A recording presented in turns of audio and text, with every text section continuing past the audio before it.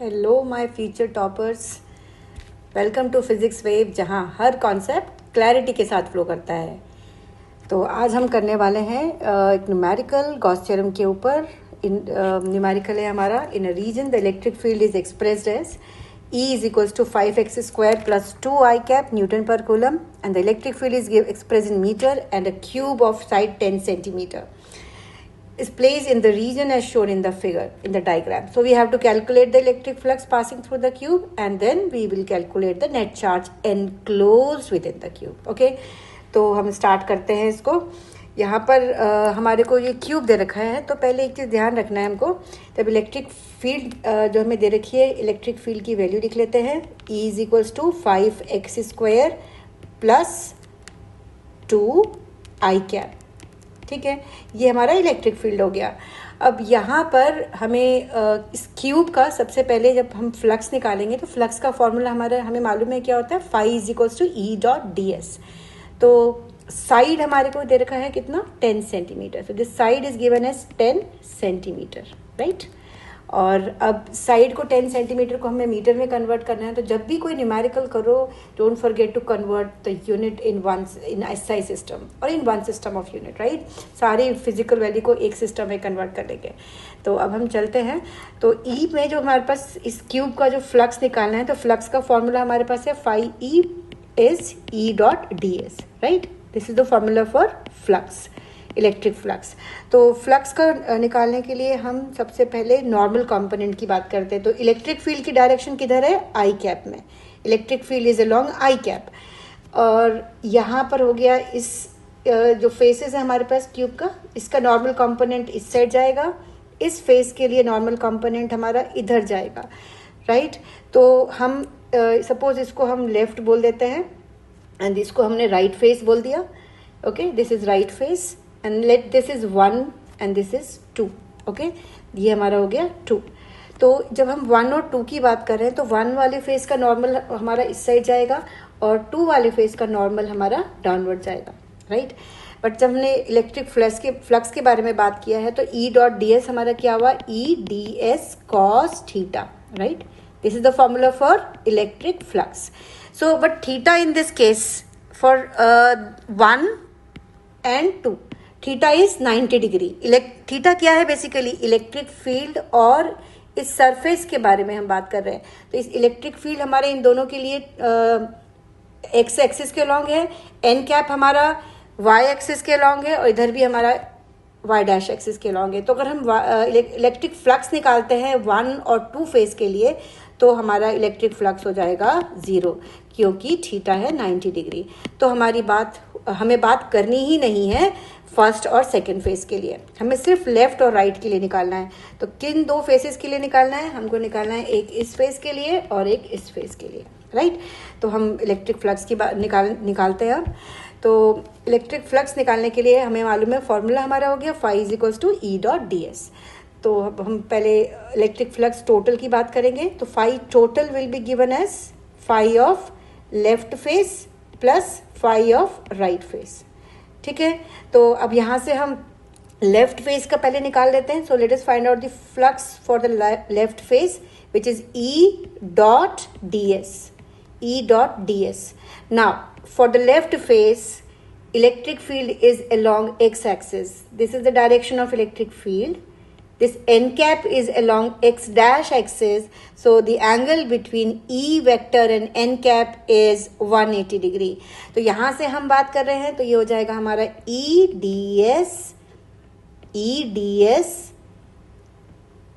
cos 180 degree, ठीक है। तो cos 180 डिग्री -1 होता है और यहाँ से हम वैल्यू को सब्स्टिट्यूट कर लेते हैं। तो इलेक्ट्रिक फील्ड हमें कितना दे रखा है, 5x स्क्वायर। लेकिन जब हम इस सरफेस की बात कर रहे हैं लेफ्ट वाले फेस के लिए, ये हमारा कहाँ रखा हुआ है, ओरिजिन पर। ये फेस अगर हम देखेंगे तो इसके लिए x की वैल्यू हो जाएगी 0। So will write 5 into what is the electric field given, x square plus 2 into ds into cos 180 हमारा -1 होगा। तो हमारे को x की वैल्यू हो गई 0। तो हमारा ये पूरा टर्म हो जाएगा 0। तो हम लिखेंगे 2 into what is the value for, और we can write it like this also. यहाँ हम पूरा इसको सब्स्टिट्यूट कर देते हैं, है ना। तो ये हो जाएगा हमारा, स्टेप बाय स्टेप चलते हैं। तो ये होगा हमारा 5 into 0 plus 2 into what is the area, surface area is 10 centimetre, right. 10 centimetre को हमें मीटर में कन्वर्ट करना है, तो कितना होगा 10 इंटू 10⁻⁻2 मीटर। ये तो साइड हुआ हमारा, और एरिया करेंगे तो इसका स्क्वायर कर देंगे, ठीक है। तो जो हो जाएगा हमारा 10⁻⁻1 मीटर इज द साइड, तो एरिया हुआ 10⁻⁻1 का whole square, okay. And this negative is because of cos 180, क्योंकि cos 180 हमारा कितना होता है -1, तो हम यहाँ पर इसको रख लेते हैं, ठीक है। तो इसको हम थोड़ा सा ये हम ऐसे ले लेते हैं माइनस साइन। आई थिंक ये सबको क्लियर है, this is minus sign, right. So let us take this as minus, okay. So cos 180 -1, तो यहाँ से हम इसको सिंप्लीफाई करते हैं, तो ये हो गया हमारा -2 into 10⁻⁻2 Newton metre square per coulomb. तो अभी तो हमने सिर्फ लेफ्ट ही निकाला है, और अभी हम क्या कर रहे हैं, हम फर्स्ट पार्ट कर रहे हैं, राइट। तो अब यहाँ से फ्लक्स राइट भी निकाल लेते हैं। Same formula E dot ds, but theta is not 180 degree here. What is theta? cos theta. E is x axis, is acting along x axis, n cap भी हमारा x एक्सिस के along है, तो यहाँ पर हम लिखेंगे cos 0, okay, cos 0 degree, okay. चलो, तो ये हमारा cos 0 डिग्री हो गया, ओके। तो ये E कितना है हमारे पास? E हो गया हमारे पास 5 इंटू, अब यहाँ पर एक्स स्क्वायर हमारा 0 नहीं है, एक्स स्क्वायर ये पूरा डिस्टेंस है, किसके लिए? इस राइट फेस के लिए, ओके। तो यहाँ से ये पूरा डिस्टेंस हम ले लेते हैं 5 इंटू 10⁻⁻1 होल स्क्वायर, ये वैल्यू है ना, इस साइड के लिए हो गई। तो 10⁻⁻1 होल स्क्वायर प्लस 2, ये तो सिर्फ अभी फील्ड है हमारी। एरिया कितना हो गया? 10⁻⁻1 होल स्क्वायर, cos 0 इज 1, ठीक है। तो ये सारी वैल्यू हम यहाँ लिखते जा रहे हैं। मेरे ख्याल से ये सबको क्लियर है, राइट। तो ये हमने फ्लक्स निकाला किसका? राइट फेस का। Flux for the right face is calculated now, okay. तो अब हम यहाँ से इसको सिंप्लीफाई कर लेते हैं। तो let us simplify this, okay. तो 5 टोटल हमारा यहाँ से हम निकालेंगे, तो उससे पहले हम इसको सिंप्लीफाई कर लेते हैं। 5 into 10⁻⁻4 plus 2 into 10⁻⁻2, right. I just multiply this 10⁻⁻2, ये जो हमारा 10⁻⁻2 हुआ, मैंने डायरेक्ट मल्टीप्लाई कर दिया इसका, ठीक है। तो यहाँ से अगर हम इसको सिंप्लीफाई कर लेते हैं, ये तो हमारा Newton metre square per coulomb. तो टोटल फ्लक्स हमारा कितना हो गया? 5 total is 5 of left face plus 5 of right face, okay. तो 5 ऑफ लेफ्ट फेस हमारा कितना है? ये -2 into 10⁻⁻2, right, -2 into 10⁻⁻2, okay, plus 5 into 10⁻⁻2 plus 10⁻⁻4 plus 2 into 10⁻⁻2, right. तो ये हमारा माइनस है, ये माइनस माइनस हमारा कैंसिल हो गया, ये यहाँ से कैंसिल, ये यहाँ से cancel. So we left with 5 into 10⁻⁻4 newton metre square per coulomb. ये तो हमने अभी 5 टोटल निकाला है, ठीक है। और जब भी कोई हमने वैल्यू निकालेंगे, बार बार याद रखना है, हमको यूनिट ज़रूर लगाना है, ठीक है, ऐसा यूनिट ज़रूर लगाना है, ओके। चलो, तो अब तो हमने निकाला फ्लक्स, अब सेकेंड पार्ट में हमें क्या निकालना है? Net charge enclosed, right. तो नेट चार्ज एनक्लोज निकाल लेते हैं। तो नेट चार्ज एनक्लोज निकालने का एक हमें मालूम है, जब फ्लक्स पता है तो चार्ज के लिए कौन सा रूल लगेगा, कौन सा लॉ लगेगा? This is Gauss law, right. तो ये थ्योरम उन स्टूडेंट्स के लिए है जो कहते हैं मैम डायरेक्ट फॉर्मूला बता दो कैसे न्यूमेरिकल करना है।